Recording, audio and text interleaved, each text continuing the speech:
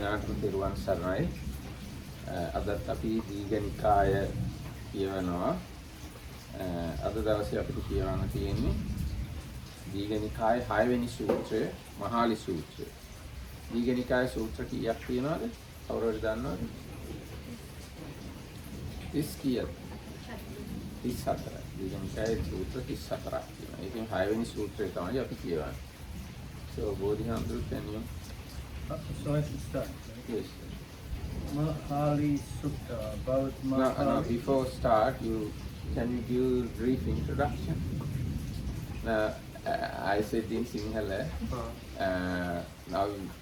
now we are reading Dīganikāya. We have been reading Dīganikāya. So today, the sutta we are reading is Mahali Sutta. This is the 6th sutta in Dīganikāya. Dīganikāya has 34 suttas. So this is the 6th sutta. Up to now we have read Brahmajala Sutta, Samanya Phala Sutta, Ambatta Sutta, Sonadanda Sutta and Kutadanta Sutta. So today Mahali Sutta. Okay. So first I read. No, you can't understand. It's maybe if I read. Yes, you read first, yes. So thus have I heard. Once the Lord was staying at Vesali at a gabled hall in the great forest. And at that time a large number of Brahmin emissaries from Kosala and Magadha were staying at Vesali on some business. And they heard say, the ascetic Gautama, son of the Shakyans, who has gone forth from the Sakya clan, is staying at Vesali at a gabled hall in the great forest. And concerning that blessed Lord, a good report has been spread about. The blessed Lord is an Arahant, a fully enlightened Buddha, perfected in knowledge and conduct, a wayfarer, knower of the world, unequal trainer of men to be tamed, teacher of gods and humans, a Buddha, a Bhagavad. He proclaims this world with its gods, Maras and Brahmas, the world of ascetics and Brahmins, with its princes and people, having come to know it by his own knowledge. He teaches a Dhamma that is lovely in its beginning, lovely in the middle, and lovely in its end, ending in the spirit and in the letter, and he displays the fully perfected, thoroughly purified, holy life. And indeed, it is good to see such arahats. Okay, now I am going. Tengonna Buddharajanan Wahanse එක්තරා අවස්ථාවක විශාලා මහනුවර කූටාගාර ශාලාවේ වාසය කරනවා. විශාලා මහනුවර තිබුණු ප්‍රධාන ආරාමයක් තමයි කූටාගාර ශාලාව කියන්නේ. තව ගොඩාක් සිද්ධි ඒ කූටාගාර ශාලාවේ සිද්ධ වෙනවා. විශේෂයෙන් දැන් භික්ෂුණී උපසම්පදාව එහෙම ලබා දුන්නේ මහා ප්‍රජාපති ගෞතමියට මේ කූටාගාර ශාලාවේ වැඩ ඉන්න අවස්ථාවක. ඉතින් ඒ වෙලාවේ ඒ කාලේ කොසල් රටවැසි බොහෝ බ්‍රාහ්මණයෝ මගධ රටවැසි බොහෝ බ්‍රාහ්මණයෝ යම්කිසි කටයුත්තක් සඳහා විශාලා මහනුවරට ඇවිල්ලා හිටියා. කොසල් රටින් පැමිණියද මගධ රටින් පැමිණද ඒ බමුණු දූතයෝ රටේ පැතිර පැවති මේ කතාව ඇහුවා. ඒ කියන්නේ මේ විශාලා මහනුවර ඒ ප්‍රදේශයේ පැතිරලා තිබුණු මේ කතාව මේ ප්‍රවෘත්ති ඇහුවා. මොකද්ද? ශාක්‍ය කුලෙන් නික්මිලා පැවිදි වුණු ශාක්‍ය කුල පුත්‍ර වූ මහාන ගෞතමයන් වහන්සේ නැත්නම් ගෞතම බුදුරජාණන් වහන්සේ විශාලා මහනුවර කූටාගාර ශාලාවේ වාසය කරනවා.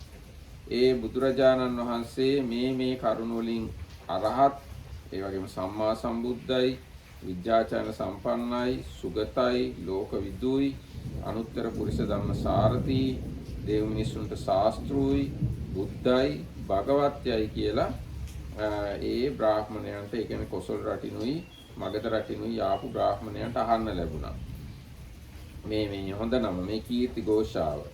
ඊට පස්සේ තවදුරටත් අහන්න ලැබුණා ඒ පින්වත් ගෞතමයන් වහන්සේ දෙවියන් සහිත මාරයන් සහිත බ්‍රහ්මයන් සහිත සමන බ්‍රාහ්මණයන් සහිත රජවරු සහිත මිනිස්සු සහිත මේ සත්ව ප්‍රජාව තමන්ම විශිෂ්ට ඥානයෙන් අවබෝධ කරගෙන ලෝකයට ප්‍රකාශ කරනවා.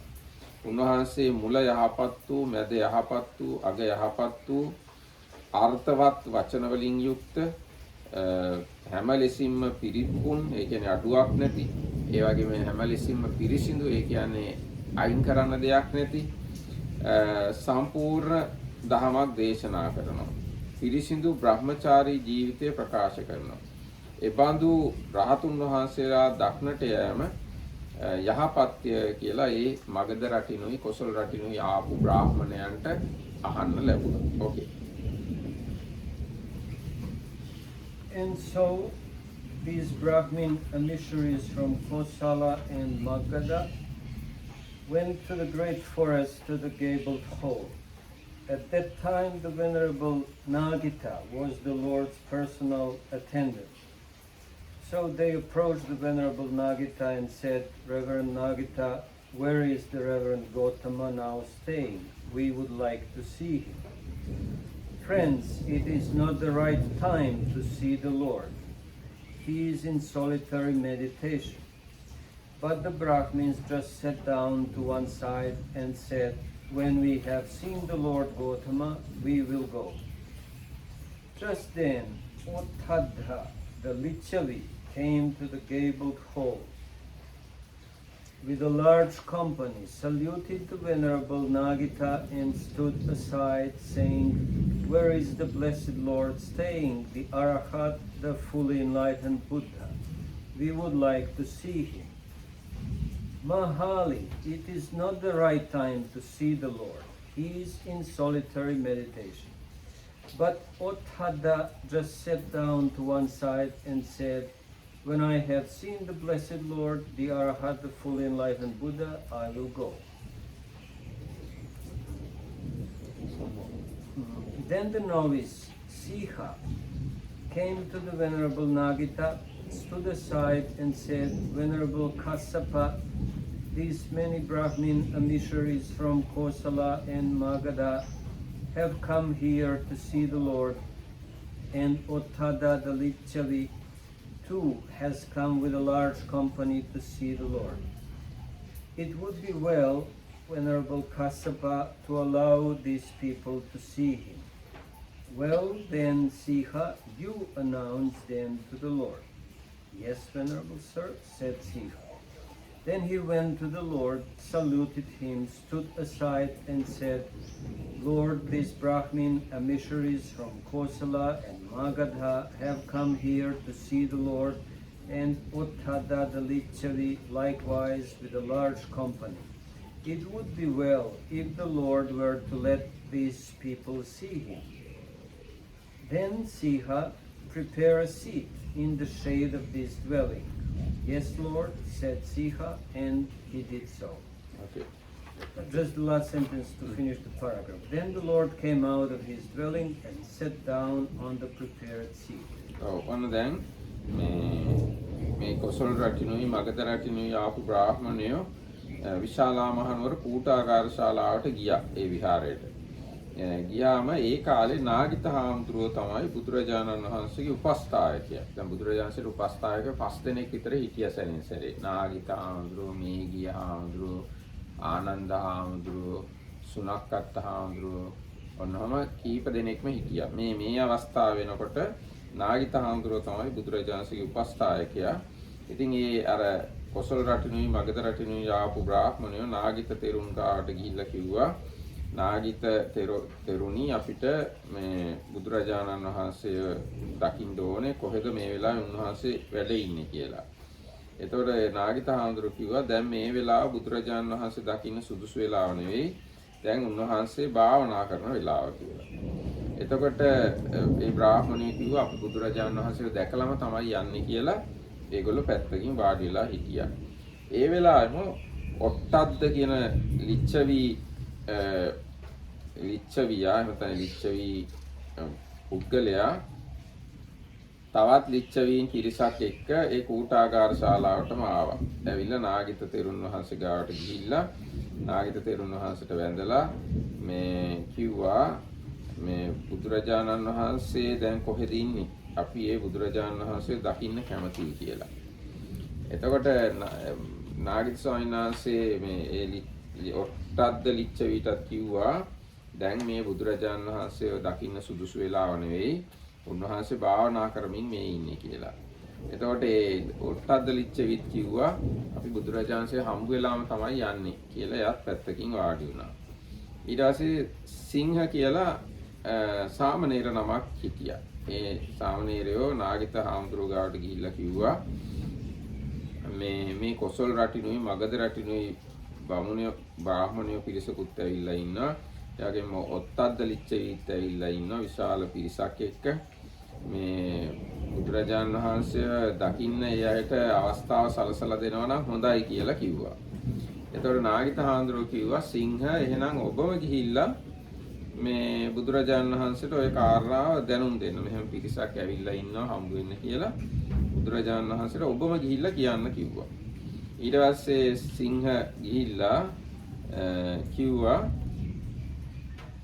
මේ බුදුරජාණන් වහන්සේ මෙහෙම කොසල් රටිනුයි මගධ රටිනුයි විශාල පිරිසක් ඇවිල්ලා ඉන්නවා ඔබ වහන්සේ බලන්න. ඒ වගේම මේ ඔට්ටද්ද ලිච්ඡවීත් ඇවිල්ලා ඉන්නවා කියලා ඔන්නෝම බුදුරජාණන් වහන්සේ ඒ අයට දකින්න ලැබෙනවා නම් හොඳයි කියලා බුදුරජාණන්සේට දැනුම් දුන්නා. ඒත් බුදුරජාණන් වහන්සේ දේශනා කළා සිංහ එහෙනම් විහාරේ සෙවණැල්ලේ කියන්නේ විහාරේ ඉස්සරහා සෙවණ තියෙන හරියේ ආසනයක් පනවන්න කියලා. එහෙමයි ස්වාමීන් වහන්සේ කියලා සිංහ සාමණේරයෝ බුදුරජාණන් වහන්සේට උත්තර දීලා විහාරේ ඉදිරියේ ආසනයක් පැනෙවුවා බුදුරජාණන්සේට වාඩි වෙන්න. ඊට පස්සේ බුදුරජාණන් වහන්සේ විහාරයෙන් නික්මිලා එළියට ඇවිල්ලා අර පනවලා තිබුණු ආසනේ වාඩි වුණා. You said here something about the attendance of the Buddhas in Sinhala. So no, it's extra detail. But it's not in the sutta. I know, but would be good for English-speaking people to hear. For example, what my idea is, if Nagita was the attendant of the Buddha at this time, what does it say? Was he the attendant at the beginning of Buddha's life or later on? Because it seems that Ananda was for the last, how many, 25 years of his life? 20 years. 20 years. So this places this sutta in the period before that, probably. Probably. And can you say the names of the attendants? I'd be interested to hear. Actually, Buddha has altogether 5 attendants. Main one is Venerable Ananda. He became permanent attendant 20 years after attainment of Buddhahood. Before that, Venerable Ananda also attended to Buddha and 4 others. Venerable Nagita, Venerable Megiya, and I think Sunakkat also, and maybe Sagata or another one. I can't remember the name. So there are some other attendants are there, but Buddha's main attendant is Venerable Ananda. He appointed as a main attendant after 20 years of attainment of Buddhahood. Am I correct if I say that most of these attendants, Megiya and especially Sunakata, were actually somehow not doing their job very well? Yes, not doing their job very well. Yes. So the Brahmins approached the Lord. Having exchanged courtesies with him, they sat down to one side. But Ottada did obeisance to the Lord and then sat down to one side, saying, Lord, not long ago, Sunakata the Lichavi came to me and said, soon I shall have been a follower of the Lord for 3 years. I have seen heavenly sights, pleasant, delightful, enticing, but I have not heard any heavenly sounds that were pleasant, delightful, enticing. Lord, are there any such heavenly sounds that Sunakata cannot hear, or are there not? Okay. ඊට පස්සේ ඔන්න Just to finish then he answers, there are such sounds, Mahali, because that's where they stop the paragraph. එතකොට මේ බුදුරජාණන්සේ ඇවිල්ලා විහාරේ ඉස්සරහා පනවලා තිබුණු ආසනේ වාඩි වුණා. ඒ වාඩි වුණාම අර කොසල් රටිනුයි මගධ රටිනුයි ඇවිල්ලා හිටිය බ්‍රාහ්මණයෝ බුදුරජාණන් වහන්සේ ගාවට ගිහිල්ලා බුදුරජාණන්සේත් එක්ක සතුටු වෙලා සතුටු සාමීචි කතා කරලා පැත්තකින් වාඩි වුණා. ඒ වෙලාවෙම අර ඔට්ටද්ද කියන ලිච්ඡවියත් බුදුරජාණන් වහන්සේ ගාවට ඇවිල්ලා බුදුරජාණන්සේට වැඳලා එකත් පස්ස වාඩි වුණා. ඒ ඉඳගෙන ඒ ඔට්ටද්ද ලිච්ඡවි මෙහෙම ඇහුවා. මේ ලිච්ඡවි කියන වචනේ තේරුම ලීනච්ඡවි කියන එකයි. ලීනච්ඡවි කියන්නේ ඊටාම සිනිඳු සමක් තියනවා කියන එකයි. ඒගොල්ලන්ගේ හැම විනිවිද පේනවා වගේ ඊටාම සිනිඳු පැහැපත් උසස් විදිහේ හැමක් තිබුණ හදා චවි වර්ණයක් තිබුණ අය තමයි ලිච්ඡවීන් කියලා කියන්නේ. ඉතින් මේ ලිච්ඡවි කියන වචනේ තේරුම එක ලීනච්ඡවි. චවි කියන්නේ හැමට කියන වචන. ලීන කියන්නේ තුනී කියන එක. තුනී හැමක් තිබුණු හින්දා තමයි ලිච්ඡවි කියන වචනේ ඒගොල්ලන්ට ඇවිල්ලා තියෙන්නේ. එතකොට ඒ ඔට්ටද්ද ලිච්ඡවි අහනවා වහන්ස ඊයේ ඊට කලිනුයි මේ සුනක්කත්ත කියන ලිච්ඡවි පුත්‍රයා මා ගාවට ආවා. ඇවිල්ලා මට කිව්වා මහලි යම් දවසක පටන් අවුරුදු 3ක් වූ කාලයක් මම බුදුරජාණන් වහන්සේ ඇසුරු කොට හිටියා. ඒ කියන්නේ මම බුදුරජාණන් වහන්සේ ගාව අවුරුදු 3ක් හිටියා. ඒ කාලය තුල ලස්සන මිහිරි සිත්තලවන දිව්‍ය රූප දැක්කා. ඒ කියන්නේ යාට දිවසක් තිබුණා. දිව්‍ය රූප දකින්න දිවසක් බුදුරජාණන්සේගෙන් අහගෙන එයා උපදවගෙන හිටියා. හැබැයි මේ දිව්‍ය ශබ්ද මම ඇහුවේ නැහැ. කියලා ඔන්නවම මේ සුනක්කත්ත මට කිව්වා කියලා මේ ඔට්ටද්ද ලිච්ඡවි කියනවා. ඊට පස්සේ ඔට්ටද්ද ලිච්ඡවි බුදුරජාණන්සේගෙන් අහනවා බුදුරජාණන් වහන්සේ මේ සුනක්කත්ත කිව්වේ හැබෑවක්. එහෙම ලස්සන මේ රූප තියනවාද? දිව්‍යම රූප තියනවාද? අනේ මිහිරු නෑ ඒ දිව්‍ය හඬ යාට ඇහුන්නේ නැහැ කිව්වනේ සුනක්කත්. එහෙම දිව්‍ය හඬ ඇහුන්නේ නැද්ද? එහෙම නැත්තම් නැත්තාවුම දිව්‍ය හඬක් එයාට ඇහුන්නේ නැතුව ගියාද? ඒතකොට බුදුරජාණන්සේ දේශනා කරනවා මේ තියෙනාවුම දිව්‍ය හඬ තමයි එයාට ඇහුනේ නැත්තේ. සුනක්කත්තට ඇත්තටම තියෙන දෙවිවරුන්ගේ ශබ්ද අහන්න ලැබුණ නැහැ කියලා කිව්වා. ඒක පැහැදිලිනේ නේ? සුනක්කත්තට දිව්‍යමය රූප පේනවා දිවසින්. හැබැයි දිව්‍යමය ශබ්ද ඇහෙන්නේ නැහැ. දිව කන එයාට නැහැ. ලැබුණ නැහැ. Okay. The Buddha continues here. No, actually the questioner is asking, then Lord, what is the reason, what is the cause, why Sunakhatta cannot hear then these heavenly sounds? Mahali, in one case, a monk facing east goes into one-sided samadhi. And here he explains one-sided samadhi as simply a particular type of concentration. And sees heavenly sights, pleasant, delightful, enticing, but does not hear heavenly sounds. By means of this one-sided samadhi, he sees heavenly sights, but does not hear heavenly sounds.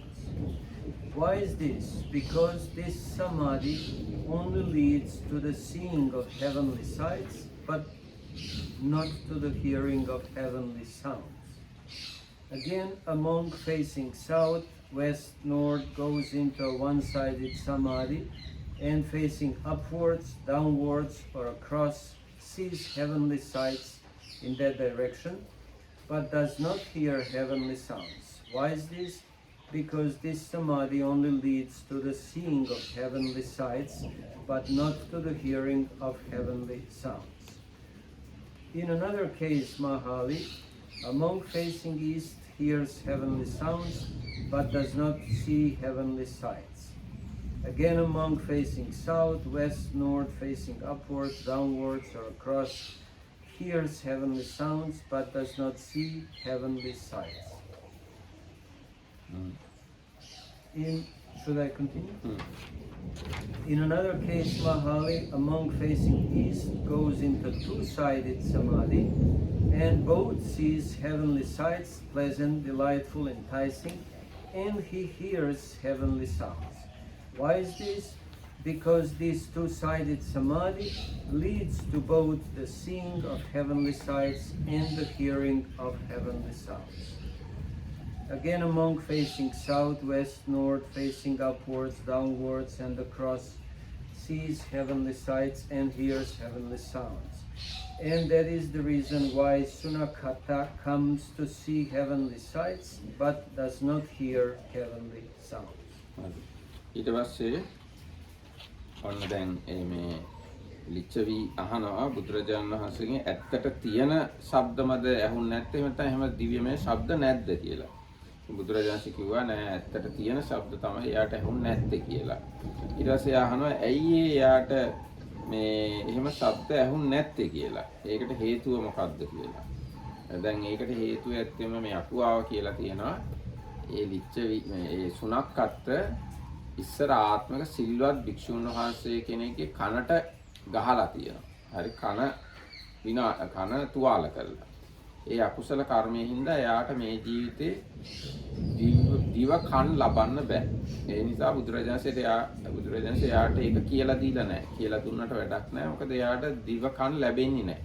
අර අකුසල කර්ම නිසා. හැබැයි එයාට දිවැස ලැබුණා. ඉතින් මේ දිව කන් ලැබෙන්න විදිහ බුදුරජාණන්සේ එයාට කියලා දුන්නේ නැති හින්දා එයා බුදුරජාණන්සේත් එක්ක තරහ වෙලා හිටියේ සුණක්කත්.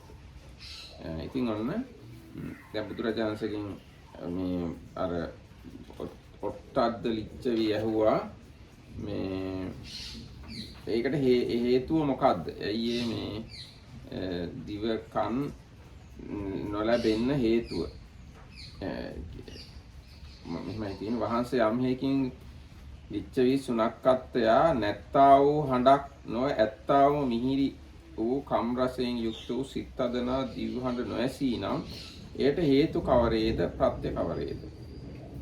උතර බුදුරජාණන් දේශනා කරනවා මහලි මෙහි මහණෙක් විසින් මිහිරි වූ කම් රසයෙන් යුත් සිත්තලවන දෙව්රු දක්නා පිණිස පෙර දිගට සමාධිය එක් කොටසක් වඩන ලද්දේ.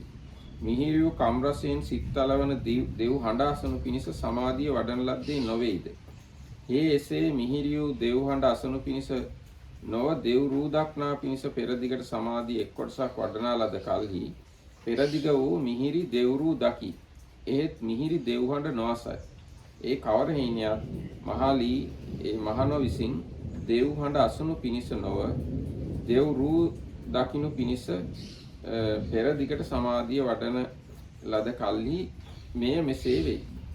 තවද මහලි මහණෝ විසින් මිහිරි වූ සිත්තලවන දෙව් හඬ අසනු පිණිස නොව දෙව් රූ දක්නා පිණිස දකුණු දෙසට බටහිර දෙසට උතුරු දෙසට උඩ දෙසට යට දෙසට සරසට සමාධිය එක් කොටසක් වඩන ලද්දේ වෙයි. ඒ මිහිරි වූ දෙව් හඬ අසනු පිණිස නොව මිහිරි වූ දෙව් රූ දක්නා පිණිස අර විදියට 6 දිශාවටම වඩලා තියෙනවා සිත. එහෙත් මිහිරි වූ දෙව් හඬ අහන්න නෙවෙයි වඩලා තියෙන්නේ. ඒ කවර හින්දයත් මහණෙනි මහලි ඒ මහණෝ විසින් මිහිරි වූ දෙව් හඬ අසනු පිණිස නොව මිහිරි වූ දෙව් රූ දක්නා පිණිස තමයි සමාධිය වඩලා තියෙන්නේ. ඊට පස්සේ ආයෙත් තවදුරටත් බුදුරජාණන් දේශනා කරනවා මෙහි මහණෙක් විසින් මිහිරි වූ සිත්තලවන දෙව් රූ දක්නා පිණිස නොව දෙව් හඬ අසනු පිණිස පෙර දිගට සමාධිය කොටසක් වඩන ලද්දේ වේ.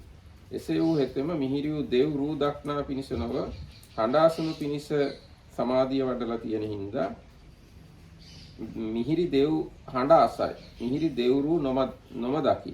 ඒ කවර හේින්දයත් මිහිරි වූ දෙව් රූ දක්නා පිණිස නොව දෙව් හඬ අසනු පිණිස සමාධිය වඩලා තියෙන හින්දා. දැන් ඒ කිව්වකින් කියුනේ දිවස පිණිස සමාධිය වැඩිවොත් දිවස විතරයි ලැබෙන්නේ. දිව්‍ය ස්රෝතස ඒ කියන්නේ දිව කන් පිණිස සමාධිය වැඩුවොත් දිව කන් විතරයි ලැබෙන්නේ. ඒ වගේ මේක වඩන විදිහක් තියෙනවා. නැගෙනහිර පැත්තේ රූප දකින්න නම් සමාධිය වැඩි වෙයි. නැගෙනහිර පැත්තේ ඉන්න දෙවිවරු විතරයි පේන්නේ. ඔක්කොම දෙවිවරු බලන්න නම් නැගෙනහිර, දකුණ, බටහිර, උතුර, උඩ, යට කියන හැම පැත්තටම දිවැස්ස දියුණු කරන්න. එතකොට තමයි හැම පැත්තෙම ඉන්න දෙවිවරු පේන්නේ. දිව්‍යමය කනොත් එහෙමයි. නැගෙනහිර පැත්තේ දෙවිවරුන්ගේ හඬ අහන්න විතර නම් සමාධිය වැඩි වෙයි. ඒ නැගෙනහිර පැත්තේ දිව්‍යමය ශබ්ද විතරයි ඇහෙන්නේ. අනිත් පැතිවල දිව්‍ය හඬ අහන්න ඕන නම් ඒ අනිත් පැත්තට සමාධිය වඩන්න. දකුණට, බටහිරට, උතුරට, උඩ, යට ඒ හැම පැත්තටම සමාධිය වැඩුවොත් තමයි ඒ අනිත් පැතිවල තියෙන දිව්‍ය දෙවිවරුන්ගේ හඬ ඇහෙන්නේ. එතකොට ඔන්න ඒ කාරණාව තමයි මේ නැවත නැවත කියවුනේ. ඊට පස්සේ අන්තිමට බුදුරජාණන් වහන්සේ දේශනා කරනවා මහාලි යම් හේකින් ලිච්ඡවි පුත්‍ර සුනක්කත්ය නැත්තා වූ නොව ඇත්තා වූ මිහිරි කම් රසයෙන් යුත් සිත් අදනා දෙව්හඬ නොඇසීද මේ එයට හේතු මේ එයට ප්‍රත්‍යයයි කියලා බුදුරජාණන් වහන්සේ දේශනා කළා. ඒ කියන්නේ සුනක්කත්ත ඒ දිව්‍යමය ශබ්ද ඇහිම සඳහා සමාධිය වැඩුවේ නැහැ. ඒ නිසා තමයි යාට ඒ දිව්‍ය ශබ්ද අහන්න බැරි වුණේ කියලා බුදුරජාණන් වහන්සේ දේශනා කළා. හැබැයි බුදුරජාණන් වහන්සේ මෙතෙන්දී කිව්වේ නැහැ එයා ඉස්සර ආත්මික මේ ආම්දුරු කෙනෙක්ට කනට ගහලා ඒකින්දයි මේ බැරි වුණේ කියලා කිව්වේ නැහැ. නමුත් වෙනස් විදිහකට තමයි විස්තර කළේ. හරි. How should we understand, Bante, this one-sided samadhi and two-sided samadhi? Like, is there any explanation in the commentary or anything? I think commentary can have some explanations. It's long explanation. Okay, maybe we can. Anyway, roughly I can explain. Yeah. If you want to see divine beings, you have to develop your concentration with relation to the directions. If you want to see the divine beings in the side of east, so you have to develop your divine eye towards east. Then you can see the divine beings in the side of east. And you can't see the divine beings of west and the south and north, etc. But if you want to see the divine beings of southern direction, you have to develop divine eye towards that side. Same way to the west, north and zenith. And for the hearing as well. Hearing as well. And if you don't develop divine ear, although you can see divine beings, you can't hear the divine sounds. And if you develop divine ear and not develop divine eye, you can hear the sounds of divine beings, but you can't see them. So Sunakatta was saying that he was able to see them, right? But not to hear. He can see the divine beings, but he can't hear the divine beings because commentary says in a past life he has hit to the ear of a virtuous monk. So you should not hit to a virtuous monk. Because of that unwholesome deed, he can't get divine ear. Well, Lord, is it for the realization of such samadhi states that monks lead the holy life under the blessed Lord? No, Mahali, there are other things higher and more perfect than these, for the sake of which monks lead the holy life under me. What are they, Lord? Mahali, in one case, a monk having abandoned 3 fetters becomes a stree winner, not liable to states of woe, firmly set on the path to enlightenment. Again, a monk who has abandoned the 3 fetters and has reduced his greed, hatred, and delusion becomes a once returner, who having returned to this world once more will make an end of suffering. Again, a monk who has abandoned the 5 lower fetters takes a spontaneous rebirth in a higher sphere, and without returning from that world gains enlightenment.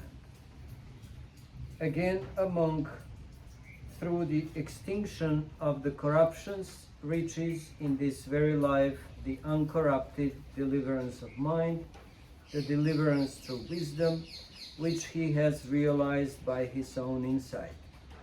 That is another thing higher and more perfect than these, for the sake of which monks lead the holy life under me.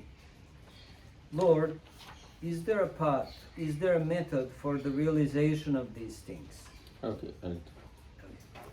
දැන් මේ ඔට්ටද්ද ලිච්ඡවි කියලා කියන්නේ මහාලි ලිච්ඡවිටම කියන තව නමක් ඈ. දැන් මේ සූත්‍රේ නමත් මහාලි ඔට්ටද්ද කියලාත් එයාට නමක් තියෙනවා. එතකොට මම දැන් අර විදිහට මේ දිවැස්ස ගැනයි දිව්‍යමය කන ගැනයි බුදුරජාණන්සේ පැහැදිලි කරාම ඒ ලිච්ඡවි අහනවා මහාලි ඔට්ටද්ද කියන්නේ තමයි. මහාලි අහනවා බුදුරජාණන් වහන්සේ මේ ඔබ වහන්සේගා මේ හාමුදුරුවෝ මහාන වෙලා ඉන්නේ මේ කියාපු සමාධීන් ලබා ගැනීම සඳහායි කියලා මම හිතනවා කියලා. ඊට පස්සේ බුදුරජාණන්සේ දේශනා කරනවා මහාලි මේ භික්ෂුන් වහන්සේලා මාගාව මහාන වෙලා ඉන්නේ මේ සමාධී ලබන්න නෙමෙයි.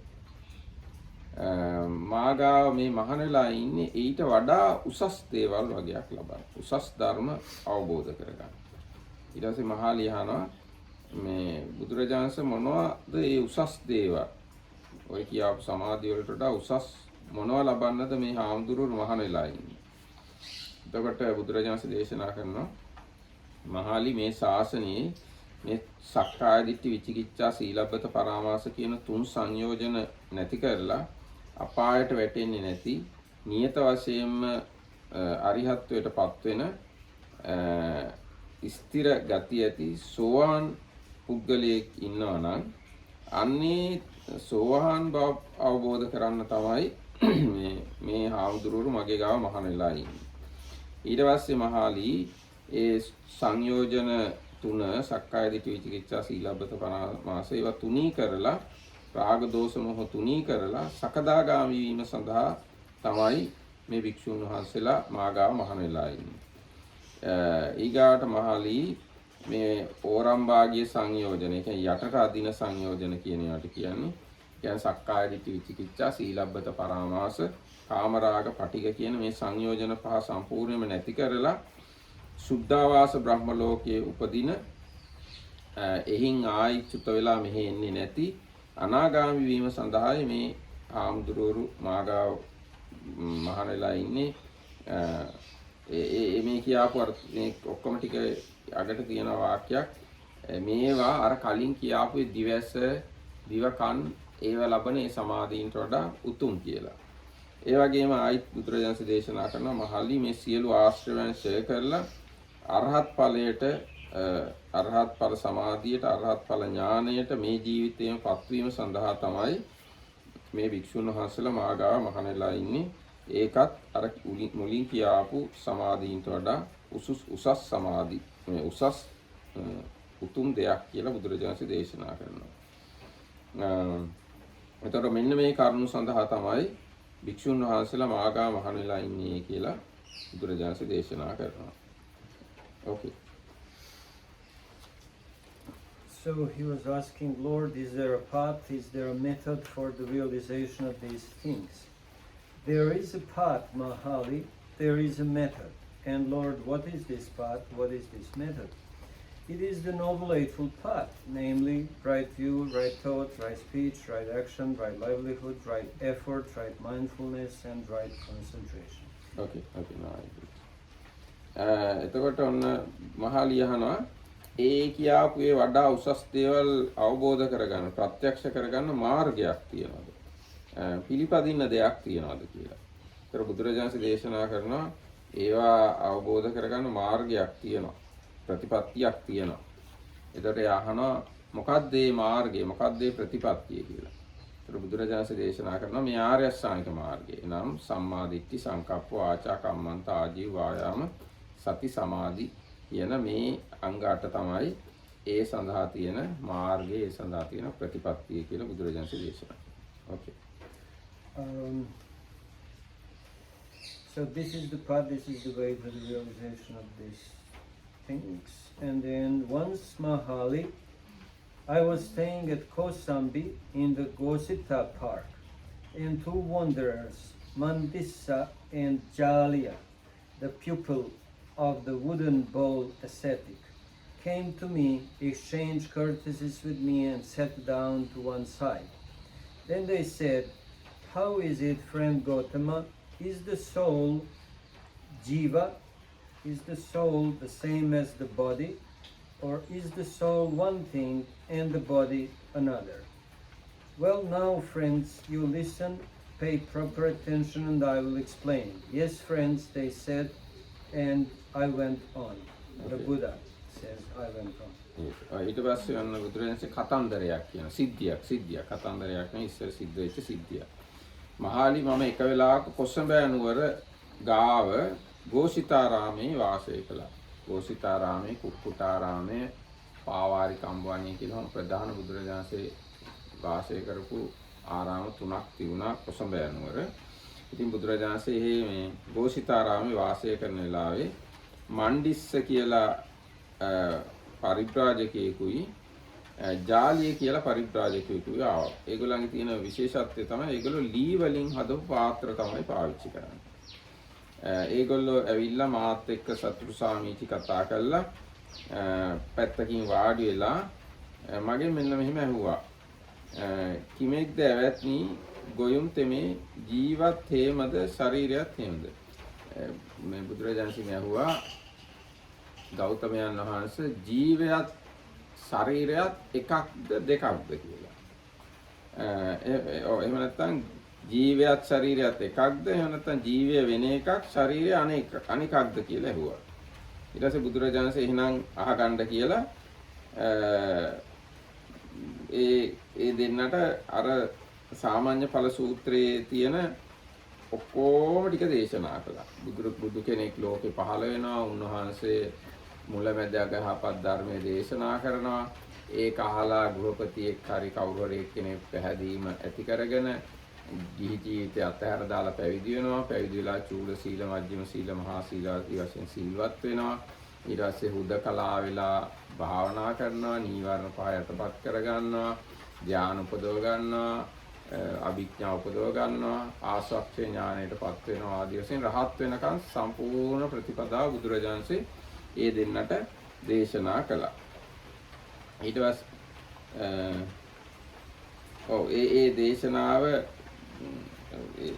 ඒක තමයි දේශනාව. නමුත් දැන් ඉස්සරහට ඒවා තමයි ඒ ප්‍රතිපදාව තමයි ඉස්සරහට විස්තර කරන්න යන්නේ. Okay. So just to clarify this, Bante, the word soul that he translates here as soul, the translator says it's jivan, or that can be also translated as life or life principle, right? Life or soul, because they have how say although they use these two words, jiva or the soul or the life, or all these words they use for the soul or atma. Okay. So jiva is the same as atma in this case. Same as atma. So can we then understand this, that they are asking him, is the soul the same as the body? That means when the body dies, Soul jiva dies. also is not present anymore. Yes. And the other example is, the other possibility is that jiva is one thing and body another. So the body dies, but the jiva or atma continues. Right? Yes, that's right. And these two represent the two wrong views. First one is Uchcheda Ditti or annihilation view. Second one is Sassata Ditti. And they belong to these questions that Buddha never wanted to answer. Buddha did not directly answer these questions, but Buddha analyzed the question and can answer. Anyway, simply these two questions based on two wrong views. Now, if jiva and the atma is same, when the body dies or the person dies, everything finishes. But if jiva is one thing and body is another thing, after body dies, jiva exists into the future and continues. So that is sassatadi. That would be comparable maybe to this example of Sati, the fisherman's son, who was claiming there is a soul that goes from one body to another, and the Buddha was very critical about it. Yes. So that represents second idea, that is jiva is one thing and sarira is another thing. So that is sati sweep. So, friends, at the Tathagata, so now the Lord is explaining this to these two wanderers, Paribhajakas, how they call them, Jalya and Mandisa. And he says, friend, a Tathagata arises in the world, an Arahat, fully enlightened Buddha, endowed with wisdom and conduct, welfare, knower of the worlds, incomparable trainer of men to be tamed, teacher of gods and humans, enlightened and blessed. He, having realized it by his own super knowledge, proclaims this world with its devas, maras and brahmas, its princes and people. He preaches the Dhamma, which is lovely in the beginning, lovely in the middle, lovely in the end, in the spirit and in the letter, and displays the fully perfected and purified holy life. A disciple, and now I have to switch to the second sutta, number 41. This Dhamma is heard by householder. So you have to read long description now. You have to summarize. You have to summarize. I have to summarize, like Venerable Vinita does. Yes. So a householder or householder's son, he hears about the Buddha, or he meets him, and then having heard this Dhamma, he develops faith in the Tathagata, and then realizing that the household life is not the best place to practice, he leaves home, puts on yellow robes, and becomes a monk. After some time, he abandons whatever he had, his property, his money, his relatives, small or great, and after having shaved his hair and beard, he dons yellow robes and becomes a monk. Having gone forth, he dwells restrained by the rules of Patimokkha and develops right behavior and is careful about keeping precepts and develops perfection in morality in this progressive way, like that is sometimes explained on a few pages, where he says that he abandons using stick and knife and anything that is harming people, and not using what is not given, and so on. So that is his development of morality. I think that's where maybe I should start. ඊට පස්සේ මම දැන් බුදුරජාණන් දේශනා කරනවා දැන් අර කෙනෙක් බුදුරජාණන්සේ ලෝකේ පහළ වුණාම මහාන වෙලා සිල්වත් වෙලා ප්‍රථම ධ්‍යානෙ උපදව ගන්නවා යා. විතක්ක ਵਿਚාර සහිත විවේකයෙන් උපන් ප්‍රීතිය හා සුඛය ඇති ප්‍රථම ධ්‍යානෙ උපදව ගන්නවා. ඒ ප්‍රථම ධ්‍යාන සුඛයෙන් සුඛිත මුදිත වෙලා යා ඉන්නවා. එහෙම ඉන්නකොට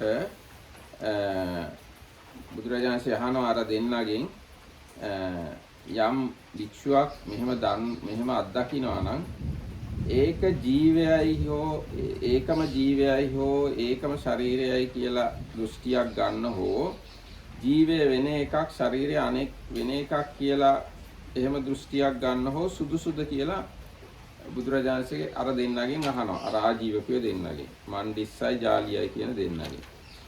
එහෙම ඇහුවාම ඒ දෙන්න කියනවා ඇවැත්නි යම් මහණෙක් ඒ විදිහට දකින්නවා. ඒ කියන්නේ ප්‍රථම ධානයේට පත් වෙලා නැත්නම් ප්‍රථම ධානය උපදවගෙන එයින් සුඛිත මුදිත වෙලා ඉන්න කෙනා ජීවයත් ශරීරයත් එකක් කියලා හෝ ඒ දෙක වෙන දෙයක් කියලා හෝ එහෙම කියන්න සුදුසුයි. එහෙම කියන්න පුළුවන් කියලා ඒ දෙන්න කියනවා.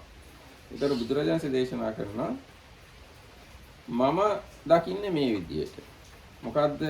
ජීවයත් ශරීරයත් ඒකමයි කියලා හෝ ජීවය අනෙකක් ශරීරය අනෙකක් කියලා හෝ එහෙම කියන්න බෑ කියලා බුදුරජාණන්සේ දේශනා කරනවා.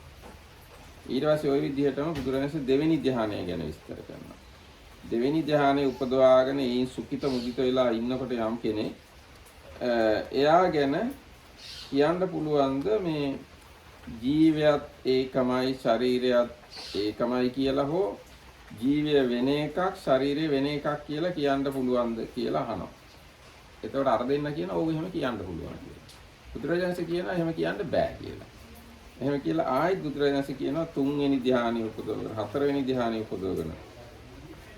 ඕම ඉන්නකොට එයා ගැන කියන්න පුළුවන්ද ජීවයත් ශරීරයත් එකක්මයි කියලා හෝ ජීවයත් ශරීරයත් දෙකක් කියලා. අර දෙන්න කියනවා පුළුවන් කියලා. බුදුරජාණන්සේ කියනවා එහෙම කියන්න බෑ කියලා. මම කියන්නේ එහෙම කියන්න බෑ කියලායි කියලා. ඒ විදිහටම එයා එහෙම නැත්නම් අර භික්ෂුව ධ්‍යාන උපදවගත්ත භික්ෂුව ඊගාට මනෝමය ඉද්ධි ඥානෙ උපදව ගන්නවා. මනෝමය ඉද්ධි ඥානෙ උපදවගත්ත ඒ කෙනා ගැන ජීවයත් ශරීරයත් එකයි කියලා හෝ ජීවය වෙන එකක් ශරීරය වෙන එකක් කියලා කියන්න පුළුවන්ද කියලා අහනවා. ඒතර ආජීවකය දෙන්න කියනවා කියන්න පුළුවන් කියලා. බුදුරජාණන්සේ කියනවා එහෙම මම එහෙම කියන්නේ නැහැ කියලා. මට එහෙම කියන්න බෑ කියලා. ඊට පස්සේ අහනවා ඊට පස්සේ ඒ විදිහටම අර නොයේක් 이르දි අනුභව කරනවා. ඒ කියන්නේ එක්කෙනෙක් වෙලා ගොඩක් වෙනවා. එහෙම නැත්නම් නෑ එහෙම නෙමෙයි. අහසේ ඇවිදගෙන යනවා, වතුර උඩ ඇවිදිනවා, පොළවේ කිමිදෙනවා, මේ බිත්ති හරහා තාප්ප හරහා යනවා. අන්නේ ඉර්ධිවිද ඥානෙ උපදව ගන්නවා.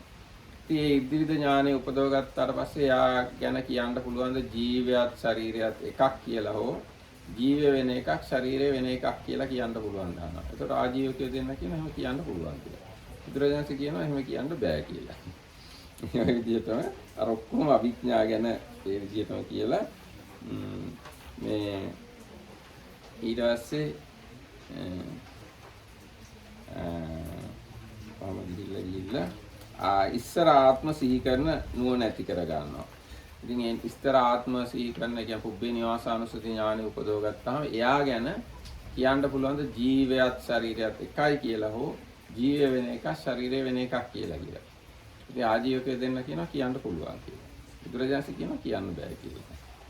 ඊට පස්සේ ඒ විදිහටම අර චුතුපපාත ඥානෙ උපදව ගන්නවා. ඒ ගැනත් අර දෙන්න අර විදිහට කියනවා බුදුරජාණන් එහෙම කියනවා. ඊට පස්සේ බුදුරජාණන් ආසවක්ඛ්‍ය ඥානය ගැන කියනවා. ඒ දෙන්න ඔහොම ගිහිල්ලා මේ නෑ ඒ දෙන්න නෙමෙයි අර භාවනා කරන ඒ භික්ෂුව ආසවක්ඛ්‍ය ඥානය උපදව ගන්නවා. ආසවක්ඛ්‍ය ඥාන උපදවගෙන කාමාසව භවසව අවිජ්ජාසව ඔක්කොගෙම මිදෙනවා. ඒ මිදුනහම එයා ගැන ජීවය වෙන එකක් ශරීරය වෙන එකක් ඒක ජීවියත් ඒකමයි ශරීරයත් ඒකමයි කියලා කියන්න පුළුවන් දානවා. එතකොට අර දෙන්න කියනවා මේ එතකොට කියනවා ඒ දෙන්න කියනවා එතකොට ජීවියත් ඒකමයි ශරීරයත් ඒකමයි කියලා හෝ ජීවය වෙන එකක් ශරීරය අනෙකක් කියලා එයා ගැන කියන්න සුදුසු නෑ කියලා. එතකොට බුදුරජාණන් දේශනා කරනවා ජීවියත් ඒකමයි ශරීරයත් ඒකමයි ජීව වෙන එකක් ශරීරය අනෙකක් කියලා මමත් කියන්නේ නැහැ කියලා. එතකොට බුදුරජාණන්සේ ඔන්න ඔය විදිහට වදාලා ඊට පස්සේ අර ලිච්ඡවි සතුටු වුණා කියලා ඔන්න ඔක තමයි මේ සූත්‍රයේ තියෙන්නේ. Okay, you can read up to the end of the sutta. Oh, because I read whole sutta. Okay. So I have to shorten this part. So he's after accomplishing morality, he becomes one who is guarding his sense doors because on seeing the Actually, that part we have read previously. So I skip. Yes, you can skip all these extra details. All right. So from the first jhana, after the first jhana, there is a dialogue in between these. Okay. That dialogue is the important place. Okay. So He goes through all that, finishes with the jhanas and so on. And then the mind bends and tends towards knowledge and vision. Now, of one who thus knows and thus sees, is it proper to say the soul is the same as the body, or the soul is different from the body? It is not, friend. He knows there is nothing further here. Now, of one who thus knows and thus sees, is it proper to say the soul is the same as the body, or the soul is different from the body? It is not, friend. But I thus know and see, and I do not say that the soul is either the same as or different from the body. Thus the Lord spoke, and Uttadda the Lichavi rejoiced in his words. දැන් කොහොම නමුත් මේ සූත්‍රයෙන් පෙන්වන්නේ ශරීරයත් ජීවයත් එකක් වුණත් එකයි ශරීරයත් ජීවයත් දෙකක් වුණත් එකයි සියලුම ධාන අභිඥා ලබාගෙන රහත් වෙන්න පුළුවන්. ඒක වැදගත් ප්‍රශ්නයක් නෙවෙයි. සාකච්ඡා කරන්න පුළුවන් තරම් වටින දෙයක් නෙවෙයි. ඒක සාකච්ඡා කළ යුතු දෙයක් නෙවෙයි. ඒක කිසිම වැදගත්මකට නැති ප්‍රශ්නයක්. ජීවයත් ශරීරයත් එකයි. ඒක ආත්මයත් ශරීරයත් එකක්ද? ආත්මය ශරීරයත් දෙකක්ද කියලා අහන ප්‍රශ්නේ නිවන් මාර්ගයට අදාළ නැහැ. ඒක තමයි මේ සූත්‍රයෙන් අපිට ඉගෙන ගන්න තියෙන්නේ. ඒක එකක් වුණත් දෙකක් වුණත් කමක් නැහැ. සීල සමාධි ප්‍රඥා වැඩුවා නම් ධ්‍යාන උපදව ගත්තා නම් විපස්සනා කළා නම් එයා සියලු කෙලෙසුන්ගෙන් මිදෙනවා. So I said whether life and soul is one thing or two things, it doesn't affect to the noble path. Whether you understand it as one thing or two things, if you practice sila, samadhi, panya, you can become an arhat. So this is kind of unnecessary question. But if you attach to any one of the options, then you are holding wrong view and you probably cannot make progress. Now, right? if you practice sila, samadhi, prajna, then there is no question of attaching. Sila, samadhi, prajna means giving up all the attachments. Okay. So you can't attach to any of these views if you correctly practice sila, samadhi, prajna. එතකොට අන්න ඒකයි මොන මත දෘෂ්ටි තිබ්බත් ඒ ඔක්කොම නැති වෙලා යනවා සීල සමාධි ප්‍රඥා වැඩුවා. එහෙනම් අපි දැන් ඉවර කළා මහාලි සූත්‍රය. So Bhante, in other words, these questions and probably the question about whether Tathagata exists after death or not or both or neither are kind of useless questions. They are not bringing any fruits, so they should be just disregarded. Can I say like that? Yes, we can say like that. That's why these are called tapaniya prashna. Buddha does not directly answer these questions because those questions arise because they have not developed sila samadhi prajna. If one develops sila samadhi prajna, these questions does not arise. These questions arise because of the ignorance.